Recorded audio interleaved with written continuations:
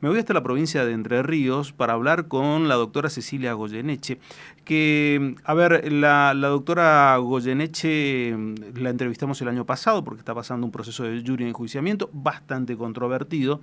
Ella era fiscal, es todavía, perdón, fiscal general adjunta allí y estaba a cargo de lo que tiene que ver con la parte de anticorrupción, la Fiscalía Anticorrupción.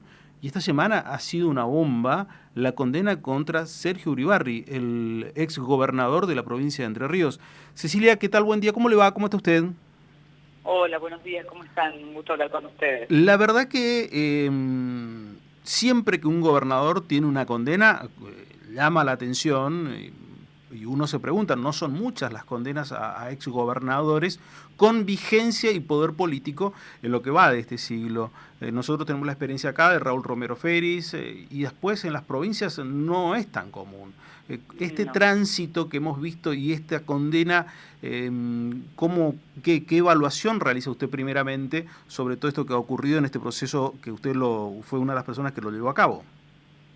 Sí, son procesos muy difíciles de llevar adelante, sobre todo con las particularidades que vos marcabas, digamos. Por ahí la investigación de corrupción cuando se hace, o cuando se produce la investigación y se genera la causa judicial, luego de que las personas pierden el poder o ya no están dentro de la gestión, eh, las cuestiones, la información llega con más facilidad, pero cuando todavía mantienen el poder, nosotros acá en Entre Ríos, el signo político que ha gobernado durante los últimos años ha sido siempre el mismo, ¿no? Más hasta que Uribarri dejó de ser gobernador en 2015. Entonces, bueno, todas esas cuestiones hacen e inciden sobre las posibilidades de hacerse incluso de la prueba, ¿no? O sea, es muy difícil conseguir testigos, es muy difícil conseguir incluso la prueba física, que por ahí los organismos públicos tienen que cooperar enviando información, enviando informes.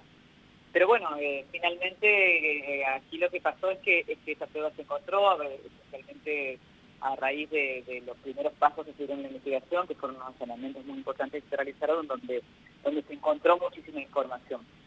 Y así que se hace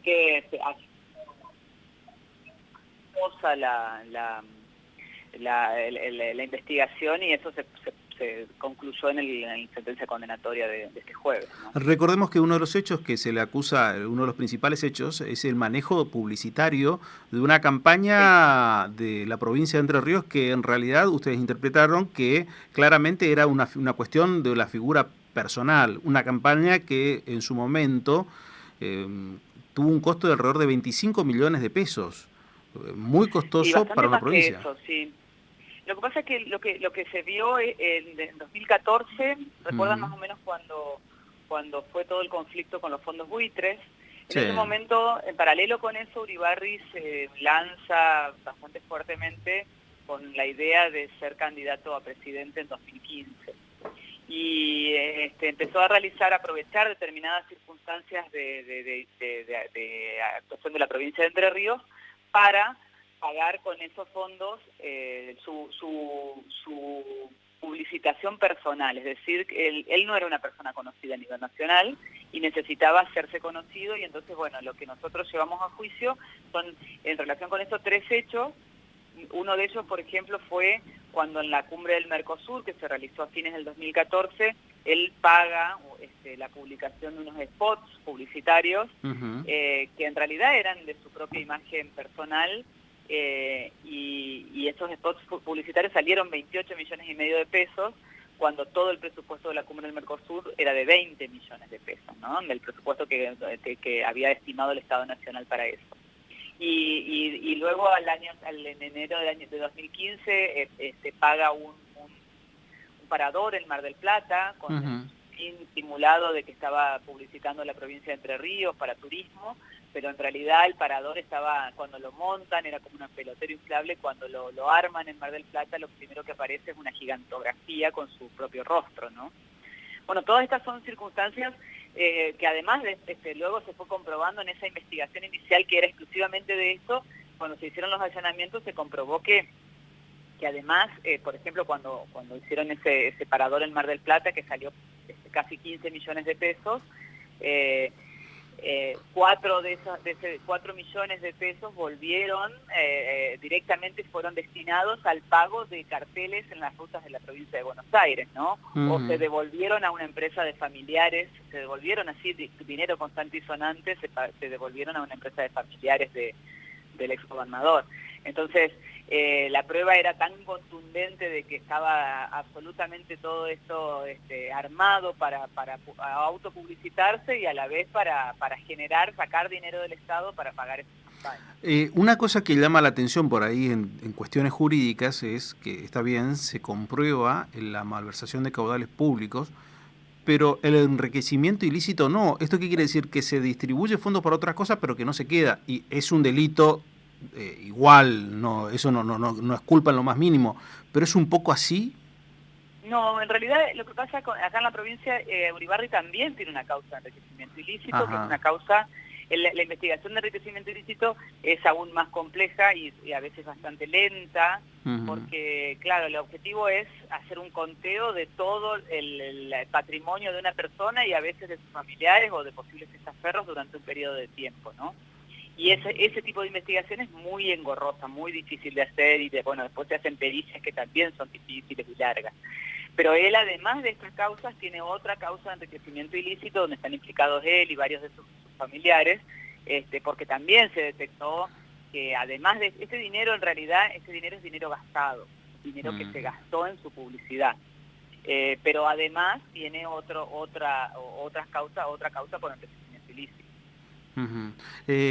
¿Esas causas a partir de esta primer condena crees que pueden llegar a acelerarse? Porque estamos hablando de un gobernador que, como bien vos lo dijiste, yo no hice la aclaración inicial, el color político de él sigue gobernando. Está Gustavo Bordet, hace 2 gestiones, el Partido Justicialista, claro, una persona cercana a él. Digo, no es tan sencillo, es una condena contra el mismo poder ejecutivo, contra el mismo poder o el partido que está en el poder, a eso voy. Sí, es una persona del mismo partido que está en el poder. Eso, como yo decía anteriormente, digamos, sí, en la parte inicial de la investigación por ahí entorpece un poco la posibilidad de hacerse de la prueba, pero finalmente con paciencia se va consiguiendo y se va logrando. Las otras causas que tenemos, que tiene la Fiscalía de Entre Ríos contra Uribarri están en una etapa muy avanzada, así que seguramente en algún momento van a llegar a juicio no tan lejano, probablemente. Sí, ojalá que todo esto avance, digo, y que no quede en una sola cuestión. Bueno, él ya dijo que va a apelar esto, sí. Pero... Sí, bueno, como cualquier ciudadano tiene derecho a recurrir la sentencia, y bueno, y sabemos todos que este proceso de recurso es un proceso que muchas veces es bastante largo, demora algunos años, pero me parece que lo que pasó el jueves fue muy importante institucionalmente, porque además había mucha expectativa respecto de esto. El tribunal se reunió a las 8:30 de la mañana, empezaron a leer los fundamentos, a dar los fundamentos de manera bastante clara, sencilla, y terminaron de dar los fundamentos a las 9 de la noche, ¿no? Entonces tuvimos 12 horas con un juez dando las explicaciones de por qué consideraba que Uribarri es culpable de todos estos hechos, y dando las razones y el análisis de cada una de las pruebas, ¿no? Eso me parece que como ciudadanos también es muy importante tener en cuenta que pasó esto, que no es solamente un veredicto, sino que tenemos algo muy contundente, muy pormenorizado en el análisis que nos ha explicado claramente el contenido de ilicitud de estos hechos, ¿no? Sí, procesos que ojalá avancen como los otros procesos que avancen como corresponde, digo, y se logre, bueno, ya definir una vez por todas, porque lo peor, siempre digo, es que esté en ese limbo que no se sabe si es inocente o culpable. Y si se quiere decir inocente, listo, que se defina; si es culpable, que se defina, no importa, sino que se avance directamente, que es lo más importante.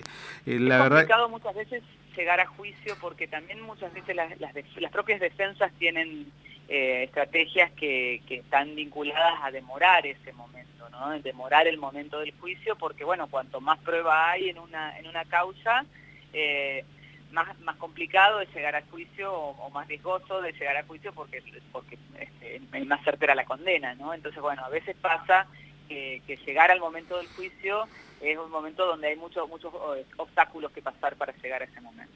Pero sí, eso es importante, que se llegue a tiempo, ¿no? Que sea rápido. Cecilia Goyeneche, muchas gracias, muy amable. Un gusto hablar con ustedes, que tengan un buen día. Igualmente, Cecilia Goyeneche, fiscal anticorrupción, fiscal general adjunta de la provincia de Entre Ríos, que está ahora siendo sometida a un jurisdiccionamiento, que en su momento ya hablamos con ella sobre eso, pero ella, como ser la cabeza de la parte anticorrupción de la provincia de Entre Ríos, fue la que sustanció este juicio este proceso que se le llevó a cabo al exgobernador Sergio Uribarri, quien tuvo la condena el pasado día miércoles por malversación de caudales públicos.